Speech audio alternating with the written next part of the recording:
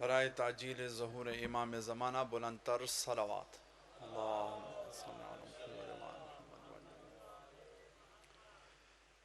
اعوذ باللہ من الشیطان اللعین الرجیم. بسم اللہ الرحمن الرحیم. الحمد للہ رب العالمین والصلاة والسلام علی سیدنا و مولانا حبیب قلوبنا شفیع ذنوبنا طبیب نفوسنا ابی الزہراء ابی القاسم محمد. اللہم صلی علی وعلى آله الطيبين الطاهرين المعصومين المنتخبين ولعنة الدائمة على أعدائهم أجمعين. أما بعد فقد قال الله سبحانه وتعالى في كتابه المجيد وفرقانه الحميد وهو أصدق الصادقين. بسم الله الرحمن الرحيم. إن الذين آمنوا وعملوا الصالحات سيجعل لهم الرحمن ودا. صدق اللہ العلی العظیم. صلوات پڑھیں بلند آواز سے. اللہم صلی علی. مومنین کرام، سادات اعظام، واجب الاحترام سامعین، موالیان امیر المؤمنین، یہاں پر ظاہراً ہر کسی کو 15 منٹ ملتے ہیں اور ہر کوئی آدھا گھنٹہ لے کے جاتا ہے. چلو میں انشاءاللہ کچھ آپ کو بھی اتنی زحمت نہیں دوں گا. چند الفاظ آپ کی خدمات عالیہ میں پیش کرنا چاہتا ہوں. وقت بھی ضائع نہیں کرنے والا، نہ آپ تھکنے والے ہیں انشاءاللہ، نہ میں تھکانے والا ہوں. یہ ذکر کوئی انٹرٹینمنٹ نہیں ہے. یہاں پر ماحول تاسفاً میں یہ بات کر رہا ہوں، بہرحال اپنا شاید اپنا سمجھ کے میں بات کر رہا ہوں کہ یہاں پر خود پیچھے والا ماحول ٹھیک نہیں ہے اور آپ آگے والے جو بلا رہے ہیں کہ یہاں پر کسی کو زبردستی پڑھ رہا ہے، کوئی نہیں پڑھ رہا. یہ ذکر ہے، اسے عبادت سمجھ کر سنیں. اور ہر سانس، جیسے کہ حرام محفل میں ہر سانس کا گناہ ہے، اسی طرح عبادت کی محفل میں ہر سانس کا انسان ثواب حاصل کرتا ہے. آغاز سخن کر رہا ہوں حمدیہ جملہ سے. آپ اور ہماری واقفیت نہیں ہے، میں زیادہ باہر ہی پڑھا کرتا ہوں.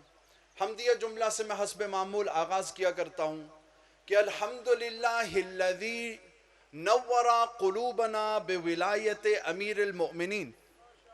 تمام حمد و ثنا اس خالق و مالک و رحمان و رحیم کے لیے کہ جس نے ہمارے قلوب کو منور فرمایا. کس چیز سے؟ ولایت علی ابن ابی طالب سے.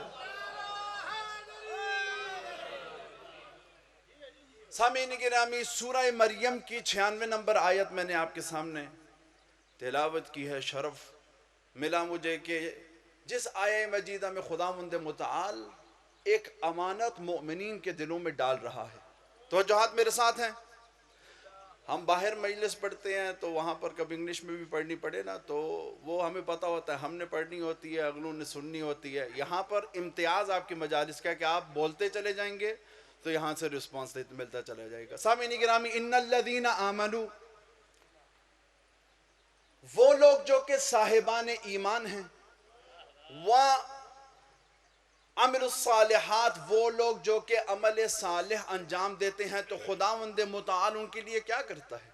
سَيَجْعَلُ لَهُمُ الرَّحْمَنُ وَدًّا. تب خدا کی ذات ان بندوں کے لیے لوگوں کے دلوں میں محبت بھر دیتا ہے. دو پہلو ہیں اس آیت کے. میں جلدی جلدی اپنی تمام باتیں سمیٹنا چاہتا ہوں، 2 جملے مصائب کے اور آپ کے زحمات تمام. 2 پہلو ہیں اس آیت کے. ایک پہلو کیا؟ صاحبان ایمان اور عمل صالح. اس کا بالکل سمپل ترجمہ کیا جائے تو گویا کہ وہ لوگ جو کہ عبادت گزار ہیں اور جو کہ صاحبان ایمان ہیں. سامعین گرامی، ایمان وہاں سے شروع ہوتا ہے کہ جہاں پر انسان توحید کے عہدے کو ذہن میں رکھے. اور میں اکثر یہ جملہ کہا کرتا ہوں کہ ہمیں کوئی توحید نہ سکھائے. ہم نے توحید کسی عام شخص سے نہیں سیکھی. قبلہ استاد العلماء کو میں جملہ یہاں پر کہنا چاہتا ہوں کہ ہم کیا جانتے تھے کہ خدا ہے یا نہیں؟ ہم جب گئے از روح نہج البلاغہ جا کے ہم نے امیر المؤمنین کے دروازے پہ دق الباب کیا تو ہم نے دیکھا کہ علی ابن ابی طالب سجدہ ریز ہیں. معلوم پڑا کہ علی کا بھی کوئی خدا ہے. تو ایمان کہاں سے شروع ہوتا ہے؟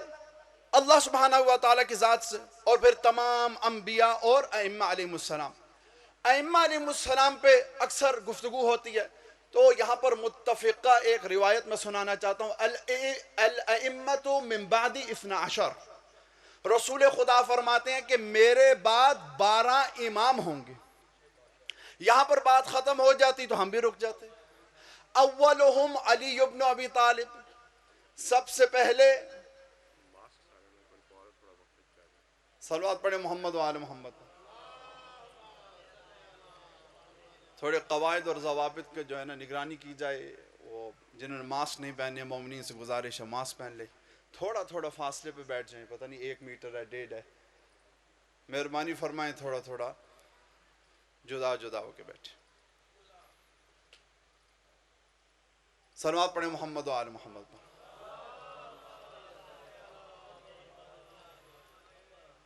توجہات میرے ساتھ رکھیے گا. کیا عرض کیا کہ رسول خدا فرماتے ہیں کہ میرے بعد 12 امام ہوں گے. اولہم علی ابن ابی طالب وآخرہم القائم، پہلے علی ہوں گے آخری قائم ہوں گے. المقر بہم، میرے ساتھ توجہات میرے ساتھ ہیں نا جناب. المقر بہم، مؤمن جنہوں نے ان کی ولایت کا اقرار کر لیا تو وہ مؤمن ہیں. یہاں پر حدیث رک جاتی تو میں بھی رک جاتا. اگلا جملہ سنیے گا، والمنکر لہم کافر، اور جو ان کی ولایت کا انکار کر جائے تو وہ کافر ہوتا ہے. سامعین گرامی، ایمان کہاں سے شروع ہوا؟ توحید سے لے کر مہدی آخر الزمان تک. 2 آیت کے پہلو سے میں انشاءاللہ نتیجہ آپ کو جلد دینے والا ہوں. یہ ہو گیا پہلا ایمان کا حصہ. دوسرا پہلو کیا تھا؟ عبادت کا. سامعین گرامی، چھوٹی سی بات کرنے لگا ہوں، اسی کو بڑی سمجھے گا. ہر وہ عمل جو قربتاً الی اللہ کیا جائے اسے عبادت کہا جاتا ہے. آپ گھر سے پیر باہر رکھیں، قدم باہر رکھیں، یہ سوچ کے رکھیں بار الہ باہر جا رہا ہوں مزدوری کرنے، اپنے بچوں کے لیے رزق لے کے آؤں گا، یہ کھائیں گے، اچھے مسلمان بنیں گے، اچھے عزادار بنیں گے. بار الہ میری اس مزدوری کو عبادت میں شمار کرنا، وہ قبول کرنے والا ہے. ایک مرتبہ آپ بازار سے گزرے، ایک ایسی چیز آپ نے دیکھی ہے جو کہ جس کی آپ کی جیب اجازت نہیں دے رہی، تو خدا اس چیز کو بھی عبادت میں شمار کرے گا کہ اس بندے خدا نے نیت کی، میری بیٹی کو آم پسند ہے، میرے پاس پیسے نہیں. خدا کہتا تو گھبرا مت، تجھے ثواب مل گیا. عبادات تمام زندگی کے زاویوں کو آپ اس میں شامل کر سکتے ہیں، اسے عبادت کہہ سکتے ہیں. لیکن آئیے اسی آیہ مجیدہ کو، ان الذین آمنوا وعملوا الصالحات سیجعل لهم الرحمن ودا، اس آیہ مجیدہ کا مصداق دیتے ہیں. 2 پہلو، ایک عبادت کا اور ایک ایمان کا. آئیے ایک مرتبہ رسول خدا سے پوچھتے ہیں، یا رسول اللہ، اس آیہ مجیدہ کی شان نزول کیا ہے اور اس کا مصداق کون ہے؟ تو اشارتاً شاید رسول خدا فرمانے لگیں کہ دیکھو، اگر تم نے ایمان کا پہلو دیکھنا ہو تو اس موقع کو یاد کرو کہ جہاں پر ایک لعین آگے بڑھا اور آ کے کہنے لگا حل میں مبارز، کوئی ہے جو میرے مقابلے میں آئے. تو اس وقت رسول خدا نے جب مڑ کے ایک مرتبہ صحابہ کی طرف دیکھا تو کہا ہاں بھائی، اس کے مقابلے میں کون جائے گا؟ تو اس وقت سب کوہنیاں مارنے لگے، تم جا. جب کوئی نہ اٹھا تو ایک مرتبہ سرکار امیر المومنین فرماتے ہیں، سرکار میں موجود ہوں. دوبارہ پوچھا، کوئی اور جانے والا ہے؟ کسی نے جواب نہ دیا. مولا نے پھر کہا، سرکار میں جاتا ہوں. سامعین گرامی، پہلی بات یہاں پر میں عرض کرتا چلوں، رسول خدا نے جس انداز میں لوگوں سے کہا، صحابہ سے کہا کہ اس کے مقابلے میں جاؤ، الفاظ عربی کے ہیں کہ رسول خدا فرماتے ہیں، من لہذا الکلب، کوئی ہے جو اس کتے کا منہ بر کر دے. میں کہتا ہوں یا رسول اللہ، پوری زندگی رحمت للعالمین کہلوائے، کسی سے بھی سخت لہجے میں بات تک نہ کی. شاید رسول خدا ہمیں یہ بتانا چاہتے ہیں، جو بھی ہمارے در پہ آ کے ہمیں دھمکی دیتے وہ کتا ہی ہوتا ہے، اب چاہے وہ میرا در ہو یا میری بیٹی زہرا کا در ہو. سامعین گرامی، اب ایک مرتبہ امیر المومنین علیہ السلام چلے، سیف ذوالفقار ہاتھ میں اور دستار سر پہ. یہاں پر رسول خدا نے 2 پہلو تھے نا آیت کے، ایک ایمان کا اور ایک عبادت کا. تو اس وقت رسول خدا نے کیا پیارا جملہ فرمایا، کہا برز الایمان کلہ الی کفر کلہ، کل کا کل ایمان کل کے کل کفر کے مقابلے میں جا رہا ہے. اور دوسرا پہلو کیا تھا؟ عبادت کا. تو خود آپ دیکھیں کہ رسول خدا کیا فرماتے ہیں کہ ضربت علی فی یوم الخندق افضل من عبادت ثقلین، علی کی ایک ضربت پورے جہان کی عبادت سے افضل ہے۔ سامعین گرامی، معلوم یہ پڑا، اب اس جملے کو آپ نے صرف محسوس کرنا ہے، مجھے آپ کی داد کی ضرورت نہیں ہے۔ سامعین گرامی، یہ وہ ولایت ہے جو اللہ سبحانہ و تعالی نے آپ کے دلوں میں امانتاً رکھی ہے، یہ وہ ہدیہ ہے جو خدا نے آپ کے دلوں میں رکھا ہے۔ کہا کہ میں تمہیں بہت بڑی نعمت دینے والا ہوں، سب سے بڑی نعمت، نعمت عظمیٰ ولایت علی ابن ابی طالب ہے۔ کون علی ابن ابی طالب؟ یہ 10واں آج آپ آئے ہیں نا، خداوند متعال آپ تمام کی عبادات اپنی بارگاہ میں قبول و منظور فرمائے، اس عبادت کو اپنی بارگاہ میں مقبول و منظور فرمائے۔ سامعین گرامی، کون علی ابن ابی طالب؟ وہ علی جو کہ ولد فی جوف الکعبہ، کہ جن کی ولادت باسعادت آمد کہاں ہو رہی ہے؟ جوف کعبہ میں۔ آج تک آپ نے کئی ذاکروں سے، مولویوں سے جملہ سنا کہ دیکھو مولا نے کعبے کو شرف بخشا، نہ کہ کعبے نے مولا کو شرف بخشا۔ آئیے ایک مرتبہ میں جناب عباس کے الفاظ سناؤں، سنیں گے؟ جب امام حسین علیہ السلام نے حضرت عباس کو کہا نا کہ دیکھو عباس، اب کرائے کے قاتل آ چکے ہیں، حرمت مکہ کا تقاضا یہ ہے کہ ہم مکہ چھوڑ کے چلے جائیں۔ یہ جب مدینہ سے روانگی ہوئی، مکہ آئے، کچھ عرصہ رکے اور وہاں سے وہ اب چلنے لگے ہیں، لیکن امام حسین علیہ السلام فرماتے ہیں عباس جانے سے پہلے انہیں ہمارا تعارف کروا اور انہیں یہ بھی بتا کہ یہ خود کیا ہیں۔ جناب عباس علیہ السلام اب خانہ کعبہ کی چھت پہ آتے ہیں، پہلا جملہ کہا بسم اللہ الرحمن الرحیم، الحمدللہ الذی شرف هذا البیت بقدوم ابیہ، کہا تمام حمد و ثنا اس خدا کے لیے کہ جس نے اس بیت کو شرف بخشا۔ کیوں؟ کہا علی ابن ابی طالب کی آ جانے کی وجہ سے۔ میں ہاتھ بلند کر کے صاحب اسے ایک اور تھا کا نعرہ لگا، نعرہ حیدری، من کانا بیتن، کہا جو کل تک گھر تھا آج قبلہ بن رہا ہے۔ سامعین گرامی، یہ وجود علی ابن ابی طالب کا کمال ہے کہ جو کل تک گھر تھا آج قبلہ بن رہا ہے۔ اس کے آگے جملہ کہا یا ایتھا الکفرۃ فجرہ، فرمایا اے کافرو، اے فاجرو۔ میں کہتا ہوں مولا تھے تو سامنے سب حاجی، حج کا موسم، عبادت گزار، لیکن آپ کیا فرما رہے ہیں؟ یا ایتھا الکفرۃ فجرہ۔ یہاں پر مجھے ایک اور روایت یاد آ رہی ہے، امام صادق علیہ السلام سے کسی نے پوچھا، صلوات پڑھیں محمد آن مولا یہ بتائیے یہ کیا وجہ ہے کہ یوم عرفہ جس کا تعلق حج سے ہے، سب سے پہلے خداوند متعال کی تمام رحمات کا نزول کربلا میں ہوتا ہے اور بعد میں مکہ میں ہوتا ہے؟ اس وقت امام صادق علیہ السلام فرماتے ہیں سنو سمجھو، یہ بات اتنی مشکل نہیں ہے، کربلا میں جو بھی آتا ہے وہ حلالی ہی آتا ہے، وہاں پر نامعلوم کون حلالی اور کون حرامی۔ اسی لیے حضرت عباس فرماتے ہیں یا ایتھا الکفرۃ فجرہ، اے کافرو، اے فاجرو۔ معلوم یہ پڑا جو بھی حسین سے جدا ہو جائے وہ مسلمان نہیں، یا کافر ہوتا ہے یا فاجر ہوتا ہے۔ یا علی، کون علی ابن ابی طالب کہ جن کی آمد میں آپ کو کہوں کسی بھی شخصیت کی آئیڈینٹی، شخصیت ختم کرنی ہو نا، سب سے پہلے اس کا وجود ختم کرنا ہوتا ہے، پھر اس کے بچے ختم کرنے ہوتے ہیں، اس کی نسل کشی کی جاتی ہے۔ لیکن خدا نہ خواستہ کو یہ پوچھ لے کہ بھائی وہ دنیا میں کہاں آیا، گیا کہاں، پھر اس کی مولود کی جگہ ختم کی جاتی ہے، اس کی قتل گاہ ختم کی جاتی ہے۔ سامعین گرامی، یہ علی کو مٹا ہی نہیں سکے۔ یہ کیا کرتے؟ اگر علی کو مٹانا تھا سب سے پہلے تمام سادات کو قتل کرتے، اس کے بعد یہ جاتے تو خانہ کعبہ کو مٹاتے۔ اور علی ابن ابی طالب اس دنیا سے کہاں جا رہے ہیں؟ مسجد، وہ جگہ جہاں پر خدا کی عبادت کی جاتی ہے۔ وجود مسجد یہ گواہ ہے کہ علی عظیم ہے، کہ علی ہی بلند ہے، کہ علی ہی رحمان اور رحیم اللہ کا وہ خاص نمائندہ ہے کہ جو کہ انسانوں کی ہدایت کے لیے بھیجے گئے۔ سامعین گرامی، وہ علی ابن ابی طالب کہ جن کی آمد کہاں ہوئی؟ خانہ کعبہ میں ہوئی۔ اور یہیں پر میں اختتام کرتا ہوں، پروگرام تو تھا کہ آگے چند جملے میں پڑھتا، علی ابن ابی طالب کی جب ولادت باسعادت ہوئی نا، تو یہاں پر قبلہ اظہر حسن زیدی صاحب ایک جملہ فرمایا کرتے تھے کہ جب امیر المؤمنین علیہ السلام آغوش رسالت میں آئے نا، تو یہاں پر انہوں نے ایک جملہ کہا علی ابن ابی طالب نے 3 دن تک آنکھ نہیں کھولی تھی. فرماتے ہیں محمد مصطفیٰ اس عالی مرتبت کو کہتے ہیں جو امامت کی بھی آنکھ کھول دے.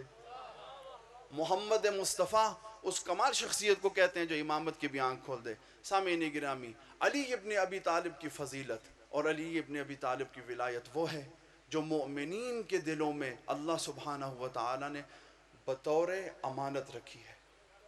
کاش دنیا علی کی اسی عظمت کو سمجھ جاتی تو کبھی بھی زینب و کلثوم کے برقع نہ اتارے جاتے،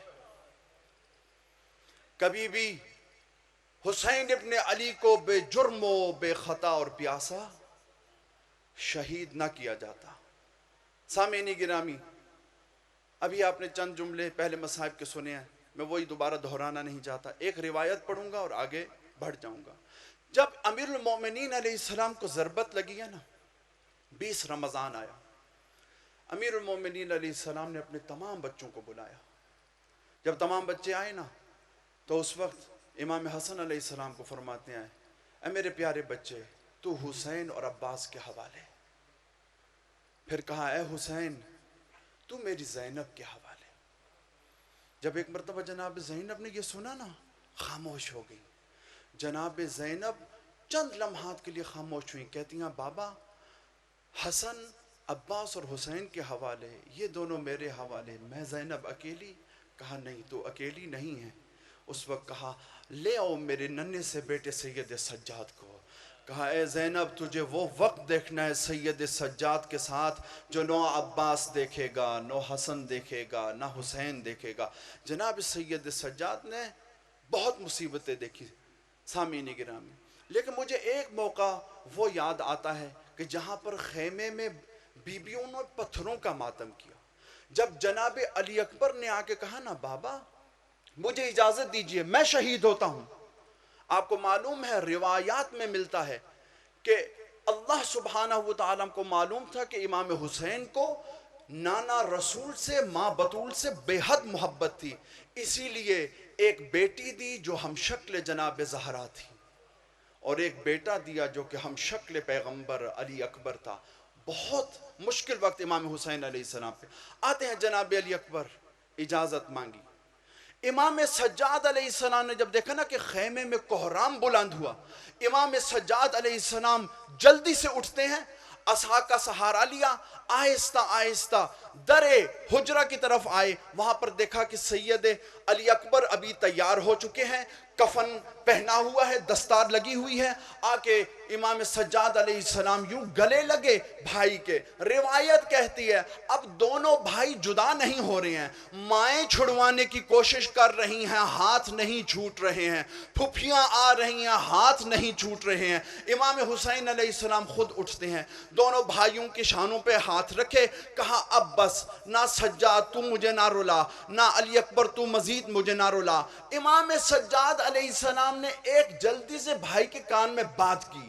جب علی اکبر نے یہ بات سنی نا تو فوراً جدا ہو گیا. جب کسی نے پوچھا مولا بات کیا کی تھی، اس وقت جناب سجاد کہتے ہیں اے علی اکبر یہ تو بتا تجھے یہ کفن کس نے پہنایا؟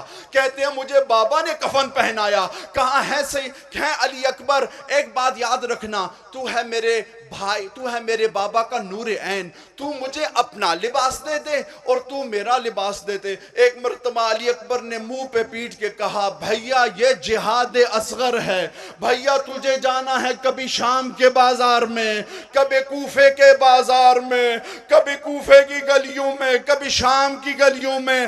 آپ کے ساتھ پھپھیاں ہوں گی، آپ کے ساتھ زینب و کلثوم ہوں گے. اجرکم علی اللہ. جناب زہرا آپ کی عبادت منظور مقبول فرمائے. آخری 2 جملے اور آپ کی زحمت تمام. امام سجاد علیہ السلام کوفہ شام کی زندان نبھا کے جب ایک مرتبہ مدینے پہنچے ہیں نا، تو ابن شہاب آ کے کہتا ہے مولا میرے بیٹے کی شادی ہے، تشریف لائیے گا. مولا فرماتے ہیں جب سے علی اکبر کے سینے پہ برچھی لگی ہے میں کسی کی شادی پہ نہیں جاتا. کہا ہاں میرے بابا کے ان کی مظلومیت کا ذکر رکھ، میں بھی آؤں گا، میری پھوپھی بھی آئے گی۔ کہتا ہے ٹھیک ہے مولا۔ شادی کا روز آیا، بس ممبر چھوڑنے والا ہوں۔ شادی کا روز آیا، ابن شہاب اپنے بیٹے کو کہتا ہے جاؤ دیکھو تو صحیح مسند لگی ہوئی ہے، مولا ابھی تک آئے نہیں ہے۔